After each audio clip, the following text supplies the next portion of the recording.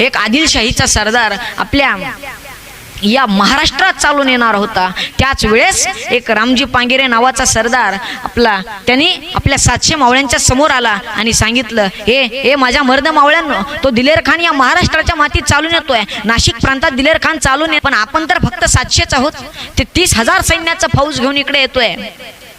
पराक्रम हट्टी होता, पण हा रामजी पांगेरा त्याच्यापेक्षा हट्टी होता।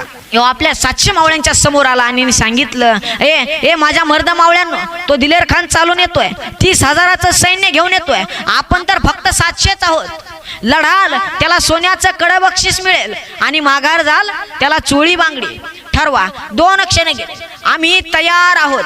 हर हर महादेव, हर हर महादेवची गर्जना झाली। सुटले मराठे वाऱ्याच्या वेगात। पाहता पाहता दिलेर खानाच्या सैन्याजवळ आले आणि दिलेर खानाच्या सैन्यात सपा सपा माना उडत होत्या। उभ्या रक्ताना अभिषेक या मातीला होत होता, तरी पण हा रामजी पांगेराने माघार घेतली नाही। 30,000च्या सैन्याला 700 मावळे मारतायत।